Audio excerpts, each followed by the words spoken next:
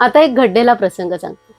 2005 26 जुलैला आमचं अमरावतीचं घर पडलं. सुदैवाने आई वडील वाचले, पण त्यांना वृद्धाश्रमाचा आश्रय घ्यावा लागला. मी आणि माझी बहीण आम्ही दोघी जणी त्यांना भेटायला गेलो. अमरावती एक्सप्रेसने आम्ही अमरावतीला पोहोचलो आणि नंतर ऑटो रिक्षा केली. काही अंतर गेल्यानंतर आमच्या असं लक्षात आलं की दुतर्फा नुसती झाडी आहेत आणि निर्जन रस्ता आहे. तेव्हा मात्र आमच्या मनामध्ये भीतीची पाल चुकचुकली.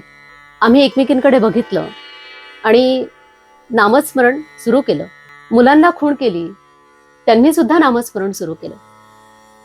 आम्ही सगळे मनातल्या मनात नाम घेत होतो. जेथे नाम तेथे माझे प्राण, ही सांभाळावी खुण, हे श्री महाराजांचं वचनच आहे. हे वचन सारखं आम्हाला आठवत होतं. आमचं नामस्मरण चालू होतं. तो अर्धा तासाचा रस्ता आम्ही पार केला. महाराज आपल्या सोबत आहे असं त्या प्रवासामध्ये आम्हाला सतत जाणीव होत होती. तर हे आहे अनुसंधान.